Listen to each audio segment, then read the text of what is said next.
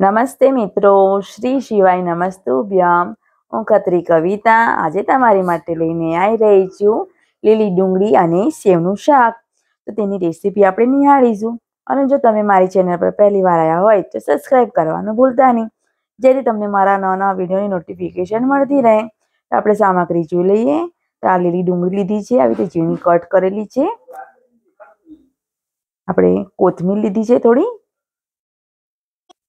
લાલ મરચું લીધું છે 2 ચમચી જેટલું, જીરું, આપણે આ સેવ લીધેલી છે, આ દિવાળીની સેવ બનાવેલી છે, તીખી સેવ.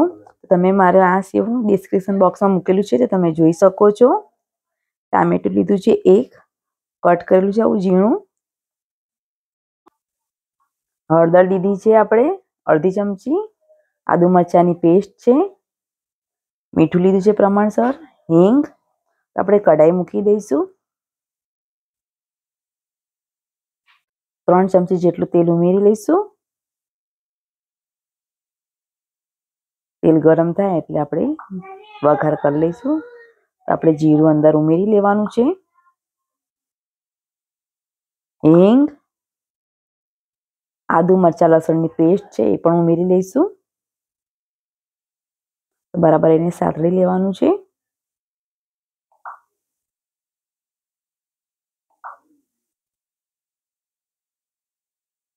તો હવે આપણે લીલી ડુંગળી છે એ ધોઈ નાખી છે આપણે, તે પણ અંદર ઉમેરી લઈશું સાથે સાથે.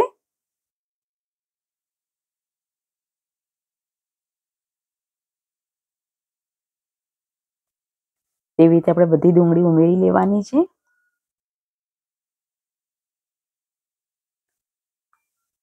આપણે એને બરાબર હલાવી લઈશું પહેલા.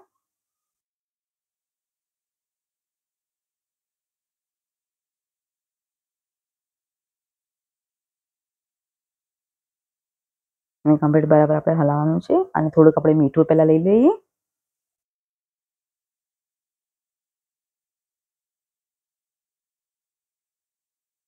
તો આપણે એને બરાબર હલાવવાનું છે.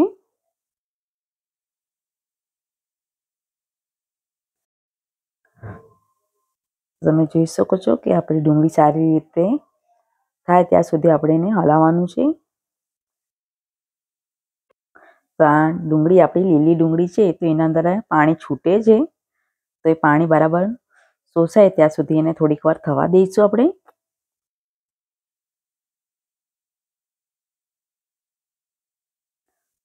તેવી રીતે આપણે બરાબર એને હલાવતા રહીશું થોડી.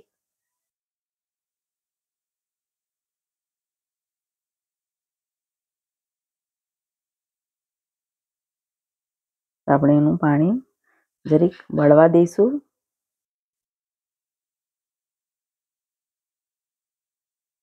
તો 5 મિનિટ માટે આપણે થોડીક વાર થવા દેવાનું છે. એવી રીતે આપણે કમ્પ્લીટ થવા દીધી છે ડુંગળીને.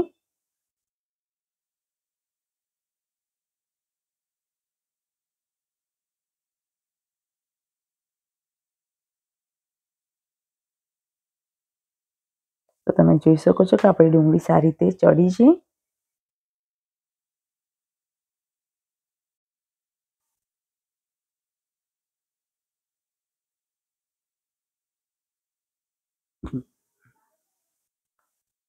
આપણું પાણી બળવા આવી ગયું છે ડુંગળીનું. તો આપણે એની અંદર હળદર ઉમેરી લઈશું.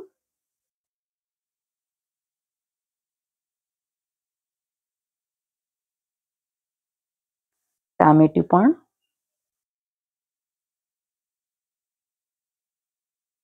તો હવે આપણે બરાબર બધું મિક્સ કરી નાખવાનું છે સારી રીતે.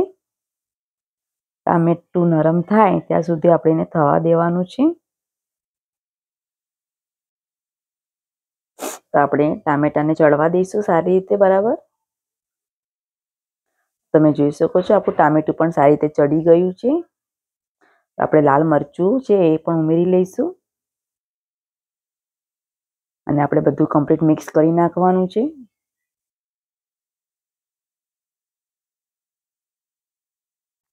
તો હવે આપણે એને 5 મિનિટ માટે જરીક થવા દઈશું.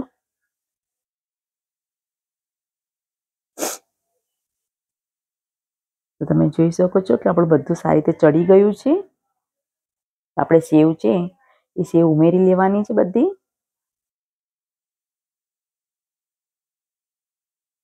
આની અંદર થોડુંક પાણી છે સેજ એ ટામેટાનું, તે આપણે એના અંદરથી આપણે સેવ સારી રીતે ચડી જશે અને શાક એકદમ સરસ રીતે આપણું થઈ જશે. તો તમે જોઈ શકો છો કે આપણું એકદમ શાક એકદમ ટેસ્ટી અને સરસ રીતે થઈ ગયું છે.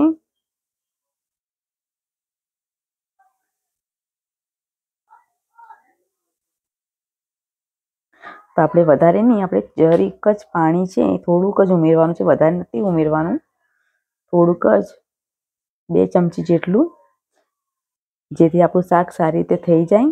અને આપણે 5 મિનિટ માટે થવા દઈશું એને. તમે જોઈ શકો છો 5 મિનિટ થઈ ગઈ છે અને આપણું બધું કમ્પ્લીટ મિક્સ થઈ બી ગયું છે અને સરસ રીતે શાક આપણું રેડી થઈ ગયું છે. તો આપણે કાઢી લઈશું એને.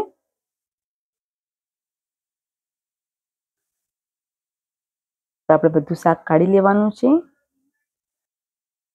એવી રીતે આપણે બધું શાક કાઢી લઈશું. તમે જોઈ શકો છો કે આપણું શાક એકદમ સરસ રીતે થઈ ગયું છે અને ખાવામાં બી એકદમ ટેસ્ટી છે. તો તમને મારો આ વિડીયો પસંદ આવ્યો હોય તો લાઈક કરજો, શેર કરજો અને સબસ્ક્રાઈબ કરવાનું ભૂલતા નહીં. થોડી કોથમીર પણ લઈ લઈશું. Thank you.